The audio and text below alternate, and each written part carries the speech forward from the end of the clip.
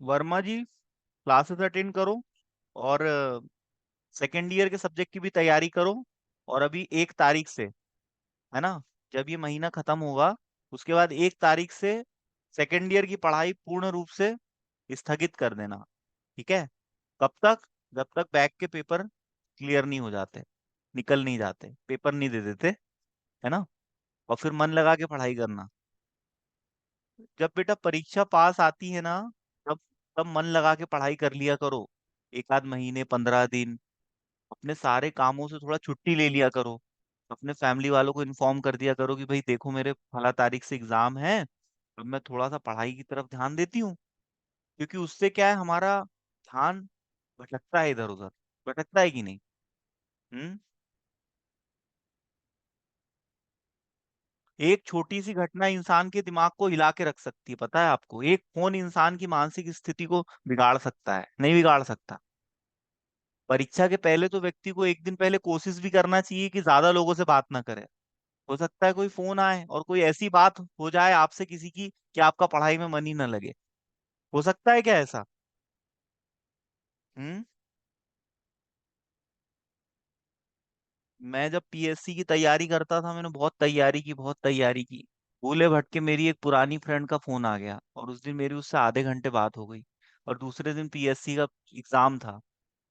2 घंटे नहीं पढ़ पाया मैं, सोचो। 2 घंटे। हम्म। ऐसा होता है। हर चीज को प्रैक्टिकली इंसान को समझना और सीखना चाहिए। परीक्षा के समय में आपने देखा होगा, घोड़ा मंजिल तक पहुंचता है तो घोड़े को आंखों में वो लगा रहता है ना, सीधा चलता घोड़ा। देखा घोड़े की आंखों को आपने कभी, जो घोड़ा टांगे में जूता रहता है ना? देखा उस घोड़े को?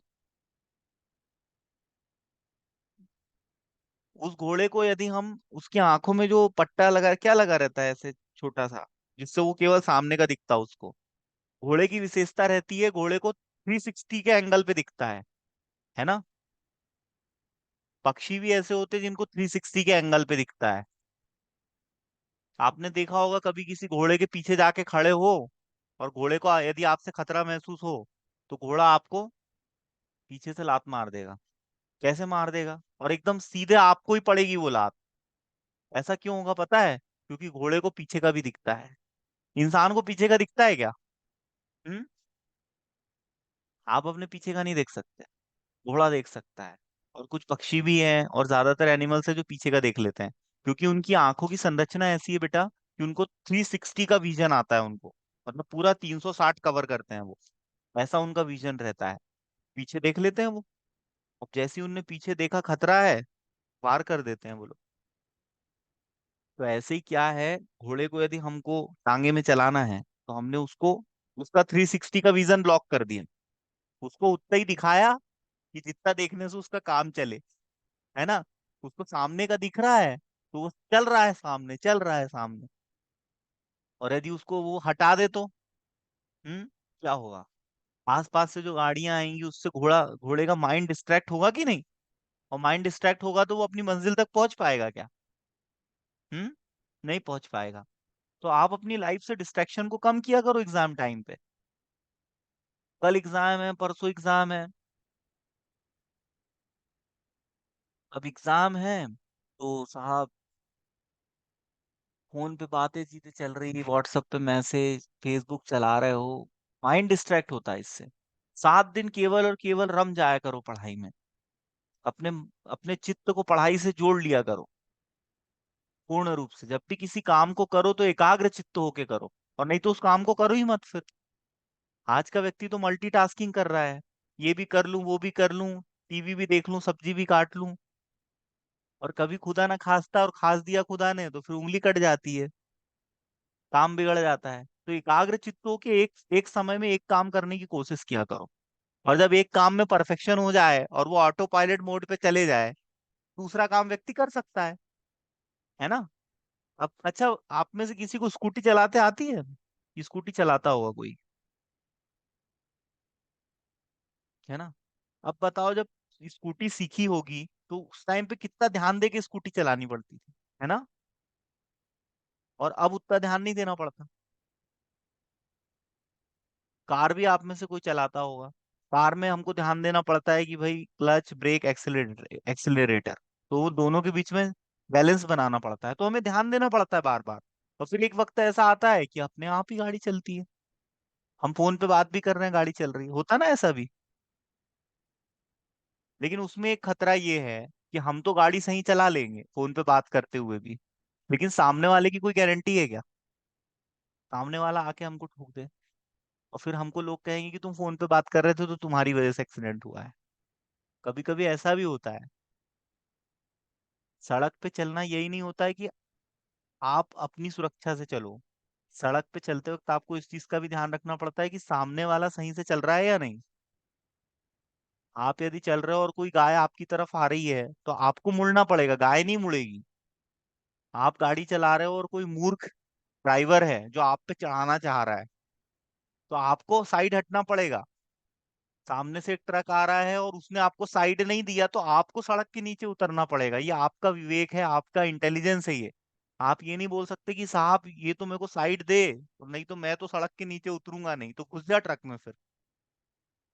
तो ट्रक में घुसना है या गाड़ी नीचे उतार उतार लेनी है? गाड़ी नीचे उतार लेनी है, यही होती है समझ। तो 1 तारीख से फर्स्ट ईयर के जो बैक के एग्जाम है उसकी सिंसियरली तैयारी करो। नोट्स बनाते हो? मैं तो बोल बोल के थक गया आप लोगों की, नोट्स बनाओ नोट्स बनाओ। नोट्स बनाने वाला व्यक्ति फेल होता ही नहीं है। नोट्स बनाओ सभी सब्जेक्ट के। 5 सब्जेक्ट है, 5 कॉपियां खरीदो 150 पेजेस की और उनमें लिखना शुरू करो, इससे आपकी राइटिंग प्रैक्टिस भी होगी। राइटिंग प्रैक्टिस बहुत जरूरी है। राइटिंग नहीं करोगे तो एग्जाम में लिखोगे कैसे? मैं आप लोग से अभी कहूं कि भैया 5 किलोमीटर दौड़ जाओ, नहीं दौड़ पाओगे, मैं नहीं दौड़ पाऊंगा। नहीं दौड़ पाओगे 5 किलोमीटर, पर मैं आपसे कहूं 1 साल बाद 5 किलोमीटर दौड़ना है, और आज आप 200 मीटर दौड़ो, कल आप 200 मीटर दौड़ो, परसों आप 500 मीटर दौड़ो, फिर परसों 500 मीटर दौड़ो, ऐसे करके 1 साल के अभ्यास से क्या आप 5 किलोमीटर दौड़ सकते हो? बिल्कुल दौड़ सकते हो, कोई भी दौड़ सकता है। हैंडीकैप्ड की भी रेस होती है, पता होगा आपको, दुनिया में। जो लोग अपंग होते हैं ना उनकी भी रेस होती है। जो लोग अपंग होते हैं ना, हैंडीकैप्ड होते हैं, उनकी भी बॉडी बिल्डिंग होती है। अपंग व्यक्ति दौड़ सकता है तो पैर वाला क्यों नहीं? अरुणिमा सिन्हा का नाम सुना है आपने? अरुणिमा सिन्हा ने प्रोस्थेटिक लेग्स के साथ माउंट एवरेस्ट की चढ़ाई कर ली, उस फीमेल ने, सोचो।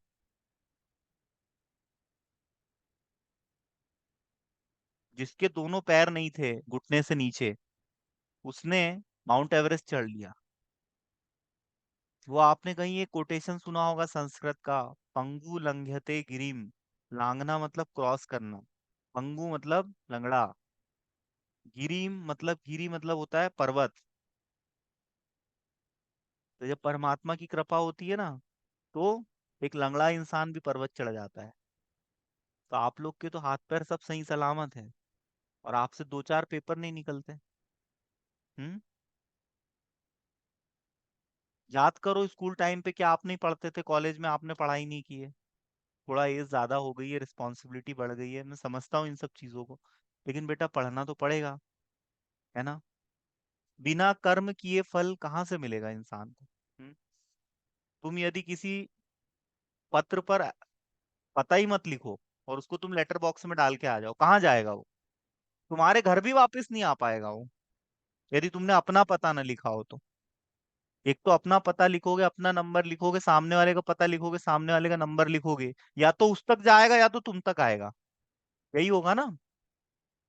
जिसको तुमने लेटर भेजा है वो लेटर यदि उस तक ना पहुंचे तो तुम्हारे तक तो वापस कम से कम आ ही सकता है। और तुम्हें ये कंफर्म हो जाएगा कि ये लेटर उसको नहीं मिला है, ये पत्र उसको नहीं मिला है, जानकारी जो मैं देना चाह रहा हूँ ये उस तक नहीं गई है। अरे तो उस तक नहीं गई है तो तुम्हें ये तो पता चलेगा कि भाई मेरे पास आ गया है, मतलब उस तक नहीं गई है। पर यदि उस पे कोई भी पता ना हो, किसी का ही पता ना हो, किसी का ही नंबर ना हो, ज्ञात हो, लावारिस हो, तो उसका क्या होगा? हम्म। उसका कुछ भी नहीं हो सकता। तो आप लोग के जीवन में भी कोई ना कोई गोल होगा, कोई ना कोई लक्ष्य होगा। आपकी आपके कुछ सपने होंगे, कुछ चाहते होंगी, कुछ डिजायर होंगी आपकी। तो वो डिजायर के लिए आपको एक्शन लेना पड़ेगा या नहीं? बिना एक्शन लिए कुछ होगा क्या? हम सोचे कि भाई हमने एडमिशन ले लिया फार्मेसी में, तो क्या हमारा एडमिशन लेने से डी फार्मेसी हो जाएगी? हम्म। रिजल्ट आपके सामने है। 58 बच्चों की क्लास में एक बच्चा पास हुआ है। क्या सोचना है आपका इस विषय पे? हम्म।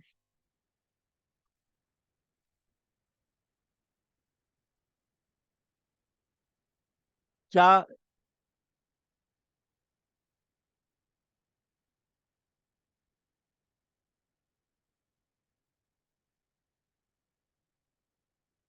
हर बच्चा यही कह रहा है कि सर हमने पूरा प्रयास किया, हमने पूरा प्रयास किया। कोई ऐसा नहीं कह रहा, कोई एक स्टूडेंट ने मुझे ये नहीं कहा कि सर मेरा पेपर बिगड़ गया था तो मैं फेल हो गया। सब यही कह रहे बहुत अच्छा गया पेपर, बहुत अच्छा गया। अभी यहीं पर जो स्टूडेंट हैं वो भी इस बात को जानते हैं, उनने भी यही कहा था कि बहुत अच्छा पेपर गया था लेकिन फेल हो गए। आपको पता है इंसान।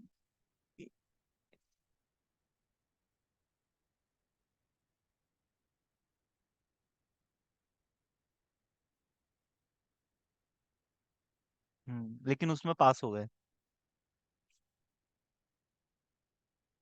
एक चीज बेटा हमेशा याद रखना, यदि आप अपने आप को शक्तिशाली बनाना चाहते हो, never say die attitude develop करना चाहते हो, तो कभी भी परिस्थितियों पर दोष मत डालना, है ना?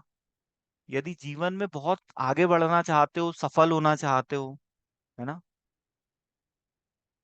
कोई आपकी मिसालें दें, ऐसा आप बनना चाहते हो, तो कभी परिस्थितियों पे दोष मत डालना। क्योंकि जो व्यक्ति परिस्थितियों पे दोष डालता है, वो परिस्थितियों पे दोष डाल के अपनी कमजोरियों को हमेशा छिपाता है। और ये हमारी साइकोलॉजी होती है। हर इंसान रियलिटी को एक्सेप्ट नहीं करना चाहता। इवन वो बंद कमरे में भी बैठा है तो वो रियलिटी को एक्सेप्ट नहीं करना चाहता, बंद कमरे में भी नहीं करना चाहता। उसका माइंड उसको यही समझाता है कि तेरी कोई गलती नहीं है, तेरी कोई गलती नहीं है। मन होता ही ऐसा है। मन को तो मरकट कहा गया है। मन को मरकट की संज्ञा दी गई है। मन को कंपेयर किया गया है बंदर से। मन बड़ा चंचल होता है। मन कहाँ मानता है। मैं तो इतने पेशेंट मेरे पास आते हैं, हर पेशेंट को मैं बोलता हूँ भैया तेरे को कहा था डेली 10 मिनट एक्सरसाइज करनी है, फिजियोथेरेपी करनी है, नहीं कर रहा है तू। सिंसियरिटी नहीं है तेरे अंदर। शुगर लेवल बढ़ जाता है, आए दिन मिठाई खा लेता है, आए दिन शादी पार्टी में रिसेप्शन में जाता है।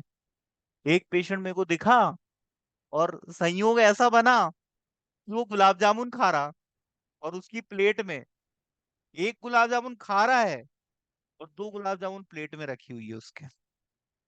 और वो डायबिटीज का पेशेंट है। और उसने मेरे को देख लिया ना तो तुरंत गुलाब जामुन नीचे रख दी।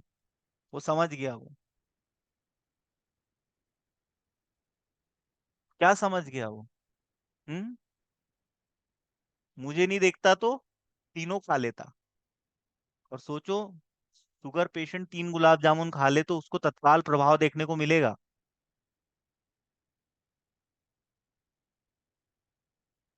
शुगर पेशेंट शादियों में जाते हैं और वहां से उनको फोर व्हीलर में घर लेके आना पड़ता है। शुगर लेवल बढ़ने की वजह से प्रॉब्लम शुरू हो जाती है उनको। कोई हो शुगर पेशेंट आपकी फैमिली में तो आपने देखा होगा। अब बताओ यहाँ पर बुद्धि क्या कह रही है? बुद्धि कह रही है कि बेटा मत खा गुलाब जामुन। और मन क्या कह रहा है? खा ले यार, खा ले यार, कल की कल से देखी जाएगी। मन और बुद्धि के बीच में हमेशा द्वंद्व चलता है। और इस द्वंद्व में जब बुद्धि जीत जाती है ना, और मन हारता है, तो मन बुद्धि के साथ ट्यूनिंग बना लेता है। मन बोलता है चल ठीक है यार, चल ठीक है यार। और फिर जब मन और बुद्धि जब एक ही डायरेक्शन में आ जाते हैं ना, तो इंसान के लिए कुछ भी असंभव नहीं रह जाता, कुछ भी इम्पॉसिबल नहीं रह जाता। पर इस लेवल पे क्या इंसान का अभ्यास है अपने मन को नियंत्रित करने का? नहीं है। क्या कभी कोई अभ्यास करता है? नहीं करता। अरुणिमा सिन्हा करोड़ों अरबों में एक है, मैं मानता हूँ, लेकिन ऐसे लोगों से इंस्पिरेशन लेके क्या हम छोटा सा डी फार्मेसी का एग्जाम नहीं निकाल सकते? जब अरुणिमा सिन्हा के दोनों पैर टूट गए तो वो ये बोल सकती थी मैं कहाँ से चढ़ूं माउंट एवरेस्ट। लंगड़े लोग तो स्टेशन नहीं जा पाते हैं, उनको फोर व्हीलर की जरूरत पड़ती है, ओला करवानी पड़ती है। और मैं से तुम माउंट एवरेस्ट चढ़ने की बात कर रहे हो।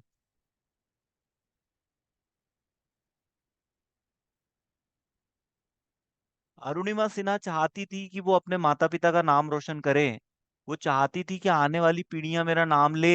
मैं कुछ बहुत अच्छा करना चाहती हूँ, समाज के लिए, अपनी फैमिली के लिए। लोग मेरे नाम की मिसालें दे, ऐसा वो बनना चाहती थी। इसके लिए वो यूपीएससी की तैयारी करने दिल्ली गई थी, लेकिन ट्रेन में उसको धक्का लगा या किसी ने धक्का दे दिया, जो भी हुआ हो, और वो ट्रेन से नीचे गिर गई और उसके दोनों पैर टूट गए। और जब उसके दोनों पैर टूटे और वो होश में आई, और उस वक्त उसने गोल सेट किया कि अब मैं माउंट एवरेस्ट की चढ़ाई करूंगी प्रोस्थेटिक लेग्स के साथ। तो उसके दोनों पैर नहीं थे, उसके बाद उसने अभ्यास से माउंट एवरेस्ट की चढ़ाई कर ली। तो अब आपको क्या ऐसा लगता है कि डी फार्मेसी की एग्जाम निकालना माउंट एवरेस्ट की चढ़ाई चढ़ने से भी ज्यादा कठिन है? हम्म। इब्राहिम लिंकन का आपने नाम सुना होगा। दुनिया में उसके अलावा कोई ऐसा नहीं था जो 8 बार इलेक्शन हारा हो। 8 बार 9 बार इलेक्शन हारा था वो। उसके बाद वो प्रेसिडेंट बना था, लेकिन बना था प्रेसिडेंट।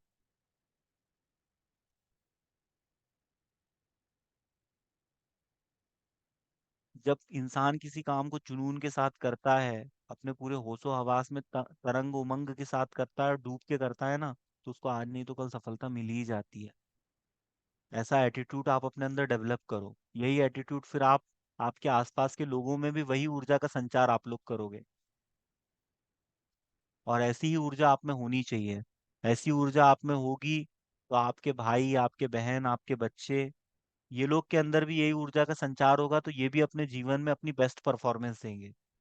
और हर व्यक्ति को अपने जीवन में अपनी बेस्ट परफॉर्मेंस देने की कोशिश करनी चाहिए, हमेशा, हर पल, हर क्षण, हमेशा। एक नहीं 10 बार भी गिरता है ना, तो गिर के हर बार उठने की चाहत होनी चाहिए। हर बार चलने की चाहत होनी चाहिए। क्या जीवन में फेलियर नहीं आते हैं? आते हैं जीवन में फेलियर। कौन ऐसा है जिसके जीवन में फेलियर नहीं आते? क्या मेरे जीवन में फेलियर नहीं आया? मैंने जिस स्टूडेंट को पढ़ाया वो ड्रग इंस्पेक्टर बन गई।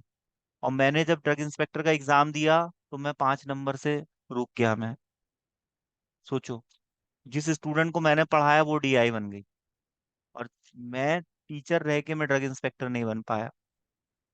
पर मैंने अपने जीवन में कभी हार नहीं मानी, क्योंकि जीवन में उतार चढ़ाव आते हैं। बैठ के रोने से कुछ नहीं होता है।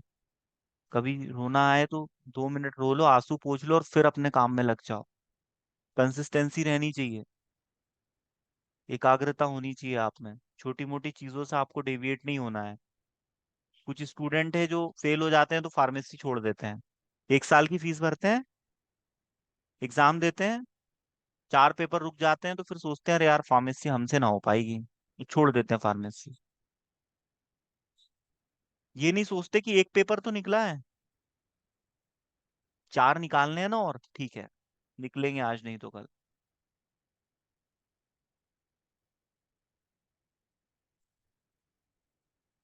लगभग 15 साल हो गए मैं पढ़ा रहा हूँ। तो मैंने मेरे करियर में ऐसे बहुत से स्टूडेंट देखे हैं जिन्होंने 4 साल की बी फार्मेसी 5 साल में निकाली है। 3 साल का डिप्लोमा, 2 साल का डिप्लोमा 3 साल में निकाला है, लेकिन निकाल लिया है। कैसे निकाल लिया है?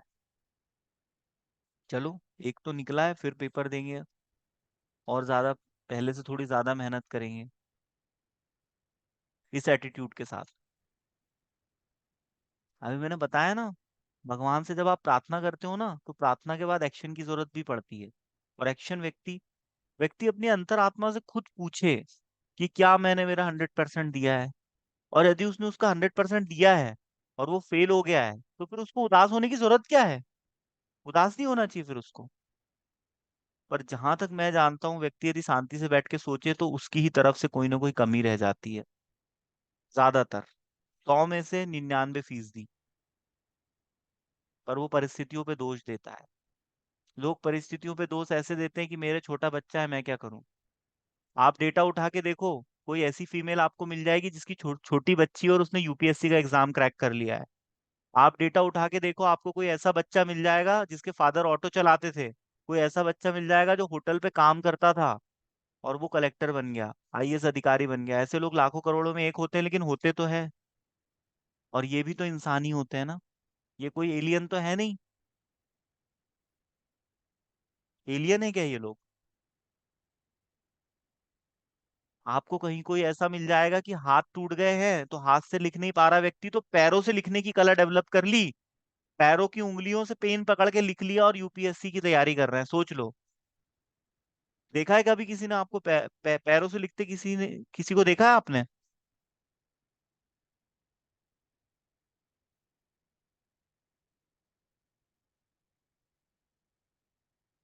महाराष्ट्र की एक लड़की है, वो आज नहीं तो कल कलेक्टर बन जाएगी, ऐसा सबको लगता है। वो पिछले कई सालों से पैर से लिख के यूपीएससी का एग्जाम दे रही है, सोच लो आप, पैर से लिखती है, पैर में पेन फंसा लेती है, और कोई फंसा के नहीं देता, खुद ही फंसाती है मुंह से, मुंह से पैर में पेन फंसा के यूपीएससी का एग्जाम दे रही है, कल को कलेक्टर बन जाएगी, तो इसको आप क्या बोलोगे? क्या वो अपनी परिस्थिति पे दोष आरोपण नहीं कर सकती कि मेरे तो हाथ पैर टूट गए, मैं तो अपंग हो गई, मेरा क्या हो सकता है, मैं कहाँ कलेक्टर बन सकती हूँ साहब, मेरे को तो चपरासी भी नहीं बनाए कोई। इंसान को अपने सपनों के लिए बलिदान देना पड़ता है। हर चीज की कीमत होती है, कीमत नहीं चुका सकते तो वो चीज आपको कभी नहीं मिल सकती। और इंसान कीमत नहीं चुकाना चाहता, सपने हमेशा बड़े देखता है, लेकिन उन सपनों की कीमत नहीं चुकाता इंसान। मिल्खा सिंह मूवी देखी है आपने? हम्म। मिल्खा सिंह 5 साल मेहनत करता है, ओलंपिक 5 साल में एक बार होते हैं, रनिंग की 5 साल प्रैक्टिस करता है, और रनिंग के एक दिन पहले ड्रिंक कर लेता है, और अपनी महिला मित्रों के साथ डांस वांस करता है, एंजॉय करता है, और दूसरे दिन रेस हार जाता है। मूवी देखना आप। और फिर जब वो रेस हारता है ना, तो वो वापस जब लौटता है तो बंद कमरे में आईने में अपने आप को देख के 10-20 तमाचे लगाता है, अपने आप को सजा देता है, क्योंकि वो समझ जाता है कि मैं फेल क्यों हुआ हूँ। जिस चीज के लिए मैंने 5 साल मेहनत की, मैं विदेश आया, मैंने तो उन 5 सालों में कभी ड्रिंक नहीं किया, यहाँ पर मैंने ड्रिंक कैसे कर लिया मेरे रेस के एक दिन पहले? हम्म। देखिए मिल्खा सिंह मूवी, देखना आप मिल्खा सिंह मूवी, और उसमें वो गाना देखना, हुलू मुलू वाला, तब आपको समझ में आएगा। मैं एक एग्जाम्पल दे रहा हूँ, ऐसी बहुत सारी चीजें हैं। फिर दोबारा वो फिर 5 साल तैयारी करता है, एक बार तो हार जाता है, फिर दोबारा 5 साल तैयारी करता है, और फिर वही मौका बन के आता है, लेकिन वो उस टाइम अपने आप को रोक लेता है, वो समझ जाता है कि मैं फेल पिछली बार क्यों हुआ था। यही होता है एक्सपीरियंस। इंसान अपने जीवन से डिस्ट्रैक्शन को कम करता चला जाता है, और जब वो अपने जीवन से डिस्ट्रैक्शन को हटा देता है, तो उसको उसका लक्ष्य बहुत करीब नजर आता है। इतनी एकाग्रता हम में है हमारे लक्ष्य के प्रति, तो हो ही नहीं सकता कि हमें हमारा लक्ष्य ना मिले। आज नहीं मिलेगा, कल मिलेगा, कल नहीं मिलेगा, परसों मिलेगा।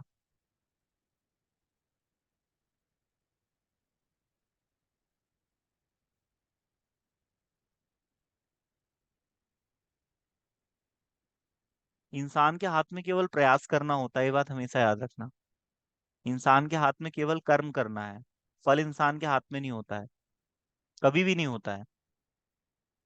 हो सकता है कि आपने बहुत अच्छा लिखा हो, आपने अपना 100% दिया हो, कर्म आपने किया, लेकिन रिजल्ट ये आया कि जिस एग्जामिनर ने आपकी कॉपी चेक की, उसने उसका वाइफ से झगड़ा हो गया, या वो स्ट्रेस में था, या उसकी आपकी कॉपी ध्यान से देख नहीं पाया वो, और उसने आपको फेल कर दिया। ऐसा भी हो सकता है,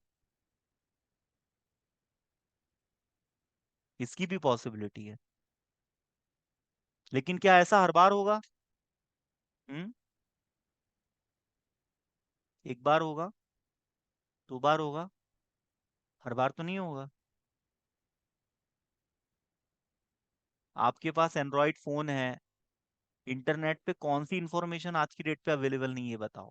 क्या नोट्स के पीडीएफ नहीं है? क्या बुक की पीडीएफ अवेलेबल नहीं है?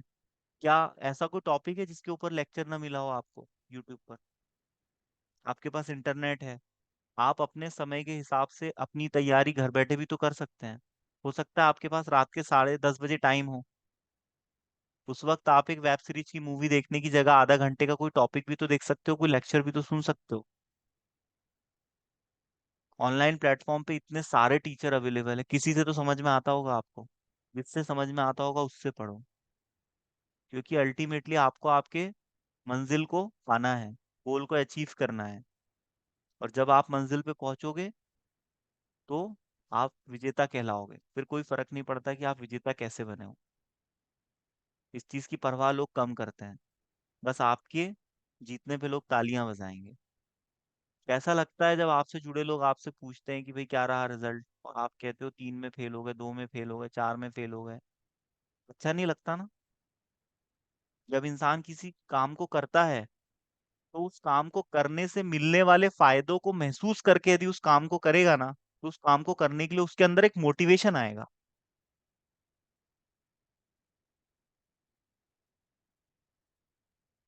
जब कोई व्यक्ति पढ़ाई करता है यूपीएससी की, तो वो इमेजिन करता है कि यार कल को मैं कलेक्टर बनूंगा, लाल बत्ती से उतरूंगा, कोई गेट खोलेगा, कोई मुझे सर कहेगा, मुझे कितनी रिस्पेक्ट देगा। कल को मेरे पास पावर होगी, मेरे पास रुतबा होगा, ये रुतबा उसको मोटिवेट करता है। कल को मैं देश के लिए कुछ कर पाऊंगा, ये रुतबा उसको मोटिवेट करता है, और वो दिन रात पढ़ाई करता है।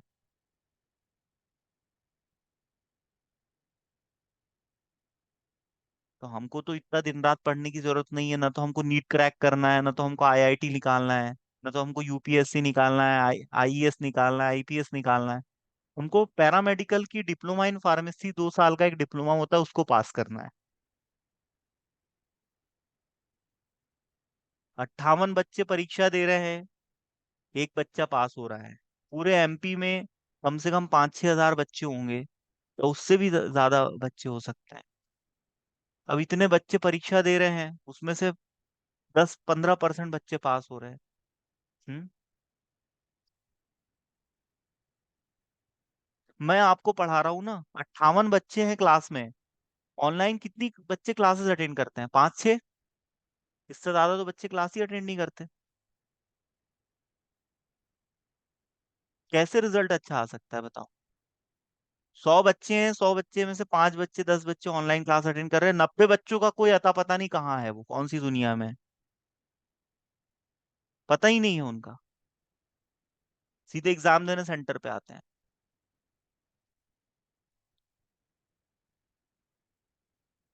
क्या रहेगा रिजल्ट, बताओ? कहीं किसी बच्चे को ये भी ना पता हो कि आज मेरे किस सब्जेक्ट का पेपर है, वो फार्मास्यूटिक्स को फार्माक्यूटिक्स पढ़ता हो, तो कैसा लगता है सुन के? मैंने एक बच्चा देखा, तो बोलता है फार्माक्यूटिक्स का पेपर है। फार्मास्यूटिक्स होता है कि फार्माक्यूटिक्स होता है, बताओ? सुटिक्स होता है ना। कभी बुक खोली हो, कभी पढ़ा हो, कभी सुना हो, तो व्यक्ति फार्मास्यूटिक्स बोलेगा। कभी देखा हो कि फार्मेसी लिखते कैसे हैं, तो व्यक्ति पी लगाएगा, है ना? नहीं तो व्यक्ति फार्मेसी की स्पेलिंग कहाँ से शुरू करेगा, बताओ? ऐप से शुरू करेगा कि नहीं? कुछ बच्चे मैंने ऐसे देखे हैं जो फार्मेसी की स्पेलिंग ऐप से शुरू करते हैं। कहाँ से? ऐप से शुरू करते हैं, क्योंकि उन्होंने कभी देखा नहीं है, ध्यान नहीं दिया कि फार्मेसी की स्पेलिंग पीएच से शुरू होती है। पीएचए। मेडिकल की जो टर्मिनोलॉजीज होती है ना, इतनी टफ होती है वो, कि उसको पढ़ना आसान नहीं होता है। ऐसी ऐसी बीमारियों के नाम हैं जिनको प्रोनाउंस करना भी आसान नहीं है। आप लोग सब मेडिकल का पैरामेडिकल कोर्स कर रहे हो, बिना पढ़े कुछ नहीं हो सकता। मेहनत करनी पड़ेगी आपको। लापरवाही से, हलवा समझने से पढ़ाई को कुछ नहीं होता। अब कभी परिस्थितियों पे दोष मत डालना, अपना 100% देना हर बार। और अपना 100% देने के बाद फेल भी हो जाओ ना, तो कभी उदास मत होना। इंसान के हाथ में केवल अपना काम करना होता है बस, और उतना ही वो हमेशा करते रहे, शिद्दत के साथ, मेहनत लगन के साथ, और कभी परिस्थितियों पे दोष ना डाले। मेरी ये बात आप लोग हमेशा ध्यान रखना, मन लगा के पढ़ाई करो। ऑनलाइन प्लेटफॉर्म पे बहुत सारा डेटा अवेलेबल है। कोई डाउट रहता है तो टीचर से आपको गाइड करने के लिए, पढ़ाने के लिए समझाने के लिए, पर मेहनत आपको ही करनी पड़ेगी। किसी भी व्यक्ति से पूछना कि तूने ये फला सफलता प्राप्त की है, उसके जीवन में गुरु होगा, लेकिन मेहनत उसी ने खुद ने की होगी।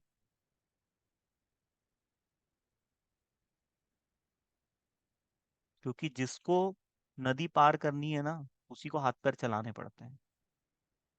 गुरु ने आपको सिखाया है कि हाथ पैर कैसे चलाते हैं, हाथ कैसे चलाते हैं, तैरते कैसे हैं।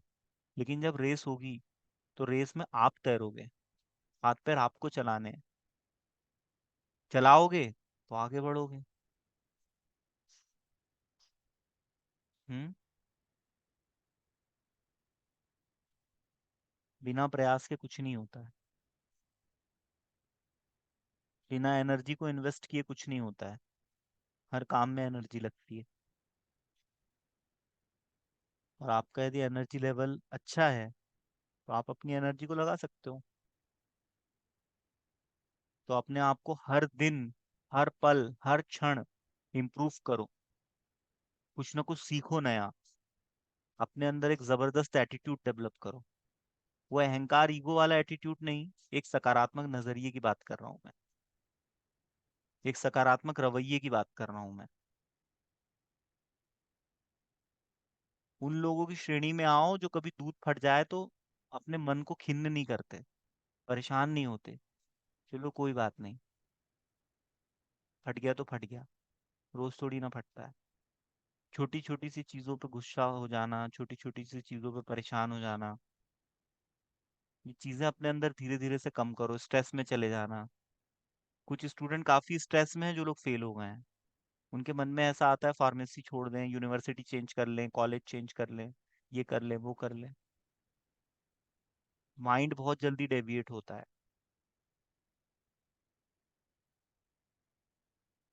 तो आप लोग को थोड़ा फोकस के साथ पढ़ाई करने की जरूरत है। सब धीरे धीरे समय के साथ हो जाएगा।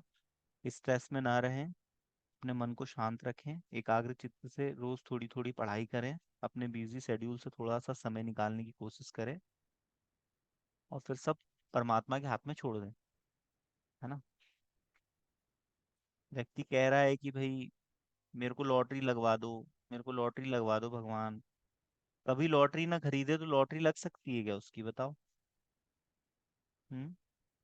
उसके अंदर यदि प्रेरणा आ रही है कि तू लॉटरी खरीद, और वो लॉटरी खरीदेगा तो लगेगी। पर वो लॉटरी खरीदने को ही तैयार नहीं है, टिकट ही नहीं खरीदने को तैयार है। और कह रहा है साहब लॉटरी लग जाए। व्यक्ति फॉर्म भरने को ही नहीं तैयार है और बोले साहब नीट निकल जाए। व्यक्ति अभी बैक का फॉर्म भरने को ही तैयार नहीं है वो। है ना। रिजल्ट का इंतजार करेंगे। अरे भर दो फॉर्म, 200-400 रुपए, 500 रुपए, 1 लाख रुपए फीस दे रहे हो, 500 रुपए बहुत ज्यादा मायने रखता है क्या? 1 लाख से बड़ा है 500 रुपये, या कम है? फॉर्म भर दो। और यदि रिवेल का रिजल्ट आता है, पास हो जाओगे, तो एग्जाम मत देना। और यदि आपके रिवेल का रिजल्ट कहता है कि आप फेल हो गए हो, तो आपके पास ऑप्शन रहेगा ना एग्जाम देने का? ये बताओ। हम्म। फॉर्म भरोगे तो ऑप्शन रहेगा आपके पास कि आप एग्जाम दे सकते हो। तो बताओ फॉर्म भरना चाहिए या नहीं, आप ही बताओ। क्यों दीपिका?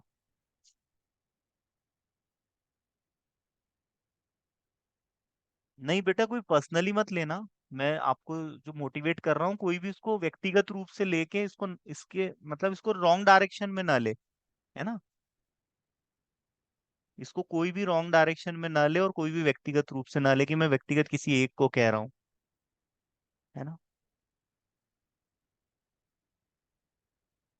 मैं आप लोग को बेटा जो भी होमवर्क देता हूँ, थोड़ा थोड़ा आप लोग किया करो। वैसे तो जो जिस व्यक्ति में सिंसियरिटी होती है ना, उस वो सेल्फ ड्रिवन होता है, वो खुद ही चलता है। उसको खुद पता है कि नहीं यार, 3 महीने बाद मेरे एग्जाम है, 5 पेपर है, एक पेपर के लिए मेरे पास 15 दिन का समय है, और इतने टॉपिक है, और ये प्रीवियस ईयर के इतने क्वेश्चन पेपर्स है, और इतना मेरे को करना है। वो खुद ही अपनी प्लानिंग बनाता है, अपने हिसाब से चलता है वो।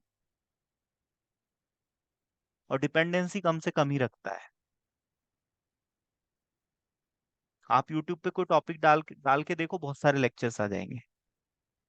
आप वहां से उसको पढ़ के नोट्स बना सकते हो, देख सकते हो। और कोई चीज यदि समझ में नहीं आ रही, डाउट है, तो ऑनलाइन तो हमारा इंटरेक्शन होता ही है। आप पूछ सकते हो अपने सवाल। करते हो आप लोग ऐसा? इंग्लिश में समझ में नहीं आ रहा, हिंदी में बुक्स अवेलेबल है, बाइलिंगुअल बुक्स अवेलेबल। इंसान में करने की चाहत होनी चाहिए, हर चीज सुलभ सहज हो जाती है।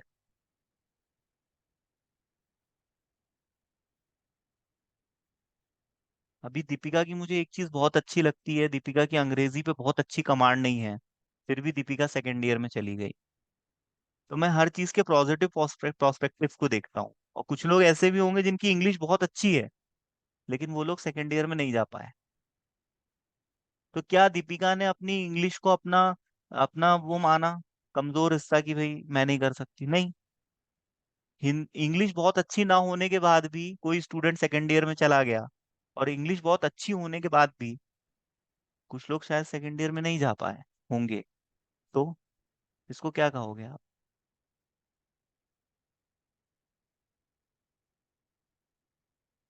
बाइलिंगुअल बुक्स अवेलेबल है, इंग्लिश में भी है, हिंदी में भी है। आपको यदि इंग्लिश समझ में नहीं आ रही तो हिंदी में पढ़ लो, आसान भाषा में इंग्लिश में उसको बना के लिख दो एग्जाम में। और आप लोग ने तो इंग्लिश कब नहीं पढ़ी है? क्या स्कूलिंग में इंग्लिश नहीं पढ़ी है आपने? 11वीं 12वीं सब में तो इंग्लिश पढ़ी है। कुछ लोग ऐसे होंगे जिन्होंने ग्रेजुएशन में इंग्लिश पढ़ी होगी, कुछ लोग ऐसे होंगे जिन्होंने ग्रेजुएशन में इंग्लिश नहीं पढ़ी होगी, है ना?